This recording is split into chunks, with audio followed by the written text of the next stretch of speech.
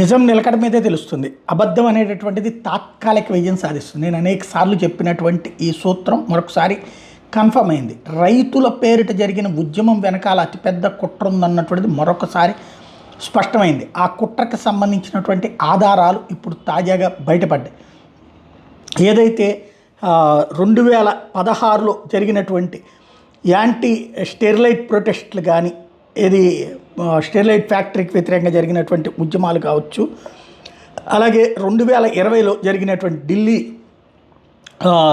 Farmer ఉద్యమాలు కావచ్చు, farmer పేరుతో జరిగిన ఉద్యమాలు కావచ్చు, దాని వెనకాల ఉన్నటువంటి ఎన్జిఓలు, ఈ ఎన్జిఓలకి అండగా నిలబడ్డటువంటి వర్గాలు ఎవరైతే ఉన్నారో వాళ్ళకి కొంతమంది జర్నలిస్టుల పేరుతో ఉన్నటువంటి వామపక్ష భావజాలికులు కలిసి చేశారు అన్నటువంటిది వాళ్ళ ఫోన్లు, వాళ్ళ లెక్కలతో కలిపి ఒమిడ్యార్ ఫౌండేషన్ ఒక పెద్ద వివరాలని ఎక్స్పోజ్ చేసింది. 2023లో కూడా వీళ్ళందరూ కలిసి సోరోస్తో, ఓపెన్ సొసైటీతో ఎట్లాంటి బెనిఫిట్స్ పొందుతున్నారన్నటువంటి తద్వారా మరొకసారి ఈ మొత్తం వ్యవహారం వెలుగులోకి వచ్చింది.